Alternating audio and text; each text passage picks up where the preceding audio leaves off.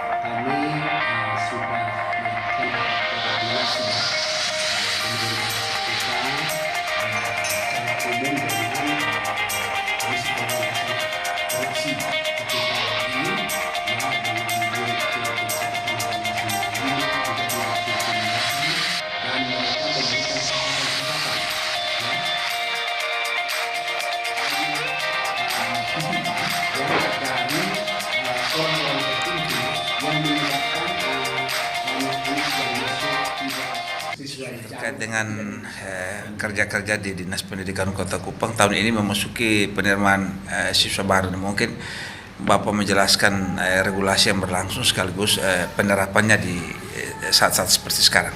Ya baik, terima kasih untuk adik-adik dari media. Kami menyampaikan terima kasih mewakili pemerintah Kota Kupang khususnya Dinas Pendidikan dan Kebudayaan untuk kesempatan ini. Melalui informasi ini teman-teman bisa bantu untuk informasikan ke semua orang tua maupun wali siswa di Kota Kupang yang akan tahun ajaran baru 2026-2027 ini akan menyekolahkan anaknya mulai dari TK, SD sampai dengan SMP sesuai kewenangan Dinas Pendidikan dan Kebudayaan Kota Kupang. Perlu kami sampaikan bahwa tahun ajaran 2026-2027 penerimaan murid baru tingkat Kota Kupang mulai dari TK, SD sampai SMP itu akan berlangsung pada tanggal 17 Juni 2026. Penerimaan kita lakukan dalam dua metode. Ada beberapa sekolah yang sudah ditetapkan untuk menerima secara online, sedangkan ada beberapa sekolah yang melaksanakan secara offline. Perlu kami tegaskan di sini, khusus jenjang SMP, semua SMP negeri, mulai dari SMP Negeri 1 sampai SMP Negeri 21, itu menerima secara online. Sedangkan untuk jenjang SD, itu ada 32 SD yang diwajibkan dan ditetapkan sebagai sekolah yang menerima secara offline. Sedangkan untuk sekolah swasta kami tidak mengatur karena itu otonomi dari yayasan penyelenggara. Nah, terkait dengan hal ini perlu kami sampaikan kepada Bapak, Ibu, orang tua, wali segera menyiapkan syarat-syaratnya. Nanti melalui media ini kami akan kirimkan brosur. Di dalam brosur itu ada persyaratan administratif. Mungkin kami sampaikan syarat administratif umum yang perlu disiapkan baik di jenjang TK, SD maupun SMP. Itu pertama adalah kartu keluarga. Kartu keluarga jika tidak ada atau mungkin hilang segera dipersiapkan. Ya, kami hanya bisa melayani untuk surat keterangan domisili, tetapi itu minimal 1 tahun sebelum penerimaan dimulai. Artinya bahwa dia sudah berdomisili di wilayah itu ya pada tahun yang lalu. Kalau baru mau pendaftaran dan urus itu tidak diakui. Karena itu segera persiapkan administrasi terkait dengan ini. Yang kedua, akte kelahiran dari siswa atau kartu identitas anak. Itu segera disiapkan. Kemudian yang ketiga itu pas foto hitam putih ukuran 3x4. Ya, 3 lembar itu sudah harus dipersiapkan. Khusus yang anak-anak yang mungkin pindah dari kabupaten di luar Kota Kupang, wajib membawa surat keterangan pindah rayon ya dari Dinas Pendidikan setempat. Kenapa ini dibutuhkan? Karena berhubungan dengan nanti kemudian menarik data untuk kepentingan data pokok kependidikan atau Dapodi.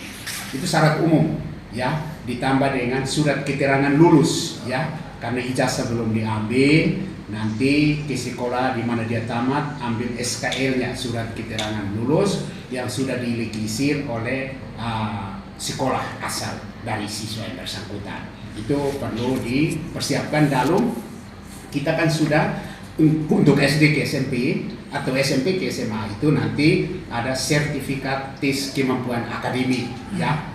Kita kan sudah mulai tahun 2026 itu ada pengganti asesmen nasional itu namanya TKA, tes kemampuan akademik, yang mana nanti siswa itu mendapat sertifikat yang disebut dengan sertifikat TKA. Nah itu juga harus segera sampaikan sekolah untuk disiapkan, ditandatangani dan siswa membawa. Ini syarat umum yang perlu segera dipersiapkan.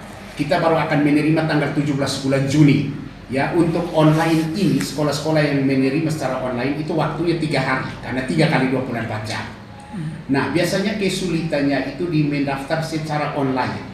Maka di brosur yang kami sudah sebar itu ada QR code.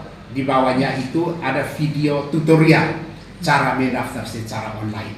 Kami berharap Bapak Ibu, orang tua atau wali siswa itu sudah bisa mendapatkan brosur itu. Kami akan sebar lewat tempat ibadat, lewat media sosial, lewat kelurahan, bahkan di sekolah-sekolah sudah ada.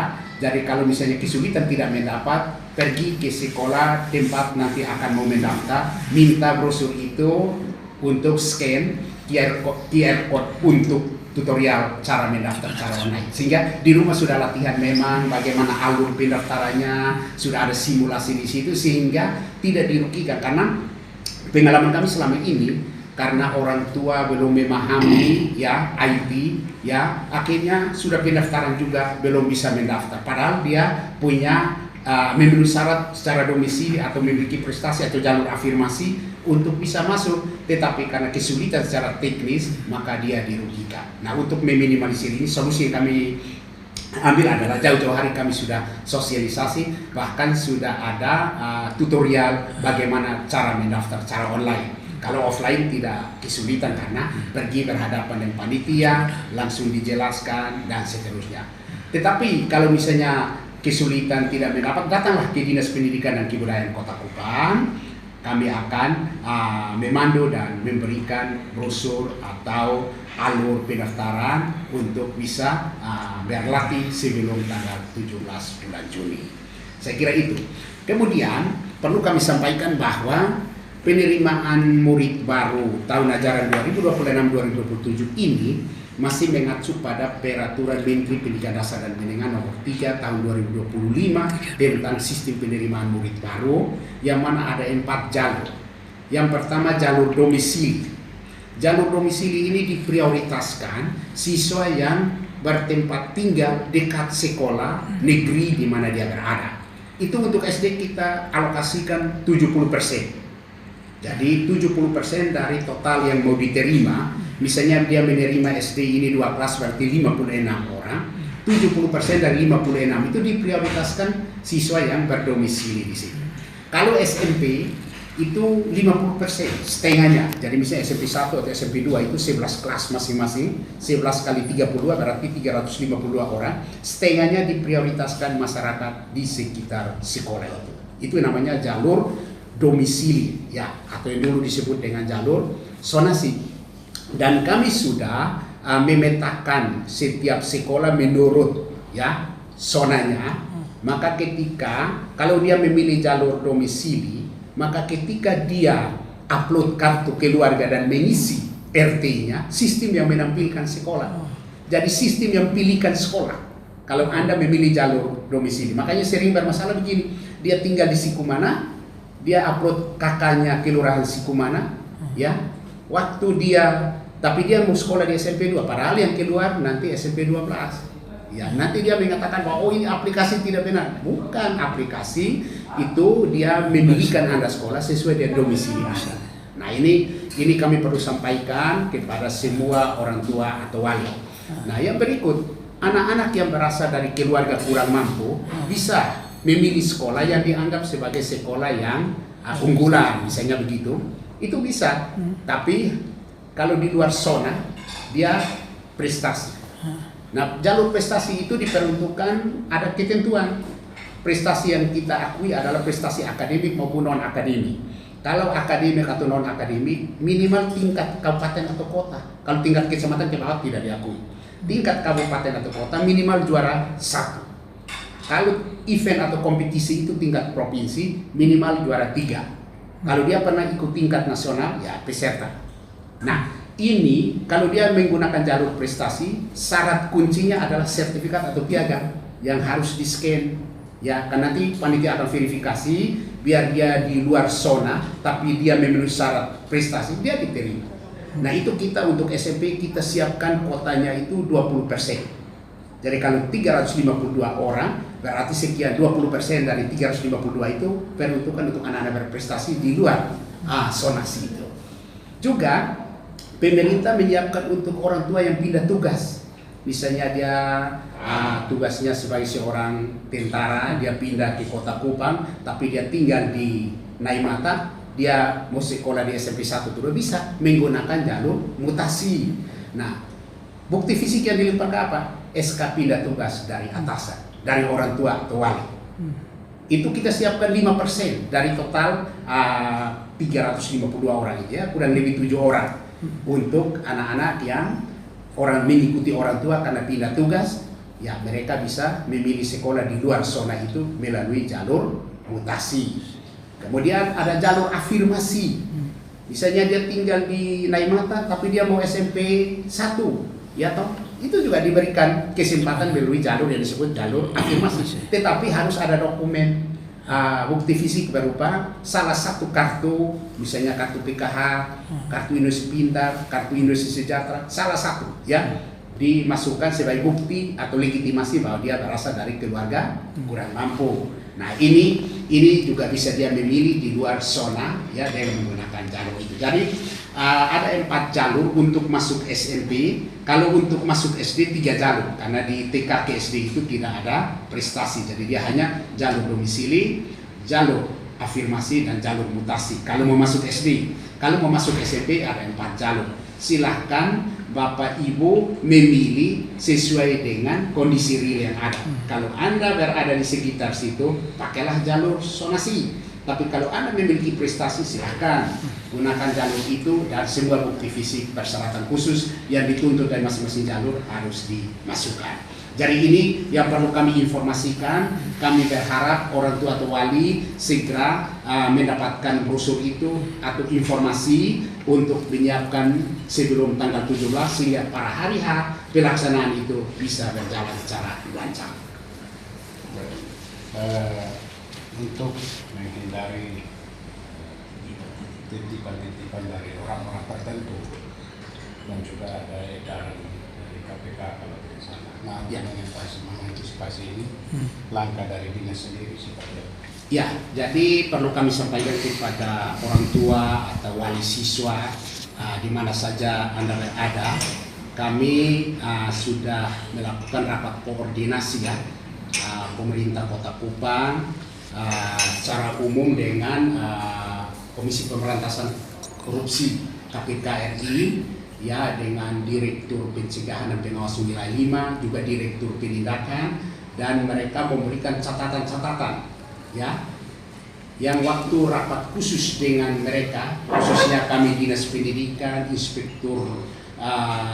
Inspektorat Kota Kupang Provinsi, Dinas Pendidikan dan Kebudayaan Provinsi, Ombudsman dan Bengkel AP ya bertempat di kantor Inspektorat Provinsi. Itu sudah ada penegasan ya evaluasi dari KPK terhadap sistem penerimaan murid baru sebelumnya. Ada catatan-catatan yang mereka temukan banyak titipan ya dari orang-orang tertentu yang menyebabkan banyak anak yang masuk tidak sesuai jalur atau tidak memenuhi syarat tetapi diterima. Nah, ini mereka kemudian menegaskan kepada kami, lalu mereka sudah mengeluarkan surat edaran KPK RI nomor 7 tahun 2026 untuk pencegahan gratifikasi dan pungutan liar saat penerimaan murid baru dan menghindari titipan-titipan. Itu suratnya sudah kami sosialisasikan kepada semua kepala sekolah, diwakili langsung oleh Inspektorat Kota Kupang yang menyampaikan saat sosialisasi petunjuk teknis. Dan melalui kesempatan ini kami sampaikan bahwa kita untuk sistem penerimaan murid baru tahun ajaran 2026-2027 kita dipantau langsung oleh KPK, bahkan mereka meminta untuk aplikasinya harus terintegrasi dengan aplikasi yang ada di KPK. Nah, untuk itu saya kira mari kita tetap konsisten dan mengikuti aturan yang ada. Mari kita sekolahkan anak kita sesuai jalur yang ada. Jika memenuhi syarat, ikut yang ada. Jika berdomisili dekat sekolah itu, ikut sekolah negeri yang ada di domisili. Jadi kami sudah dipantau bukan hanya saja dari KPK RI, saat itu bersama dengan Ombudsman perwakilan Nusa Tenggara Timur, juga LSM yang hadir adalah bengkel Apex saat itu. Jadi ada pengawasan secara eksternal internal saat pelaksanaan nanti, maka kami himbau dan kami harus memenuhi asas penyelenggaraan SPB, salah satunya adalah transparansi. Maka kami sebelum sampai dengan hari H kami optimal untuk mensosialisasikan. Kami mohon media juga bantu sebar luas supaya masyarakat sudah bisa, nanti brosur sebentar saya akan titipkan, disebar karena di dalam brosur itu ada juknisnya yang bisa diakses, ada juga video tutorial bagaimana cara mendaftar secara online, ada semua persyaratan menurut jalur persyaratan umum, ada juga sekolah-sekolah yang akan menerima SD yang secara online sudah ditentukan di situ, sehingga masyarakat sudah siap. Masih ada 2 minggu kesempatan untuk menyiapkan dokumen yang dibutuhkan, sehingga 17 Juni 2026 pukul 08.00 langsung dibuka, langsung mendaftar sehingga tidak ada yang dirugikan. Begitu. Iya, terkait apa? Mungkin anak yang lulusan dari paket A bisa daftar sekolah kita untuk SMP begitu. Oh ya, jadi anak-anak dari kesetaraan ya, apakah paket A kan itu setara dengan SD, berarti masuk SMP, dapat diterima. Jadi yang dari pendidikan non formal ya, misalnya paket ya, dia bisa masuk di formal. Itu mereka punya hak yang sama. Mungkin lewat kesempatan itu saya mau tegaskan ya, satu hal yang paling urgen, khusus sekolah negeri impres SD maupun SMP maupun TK ya, yang negeri itu tidak ada pungutan ya. Semua sudah di-cover melalui dana BOSP atau BOP untuk TK. Jadi tidak ada pungutan ya.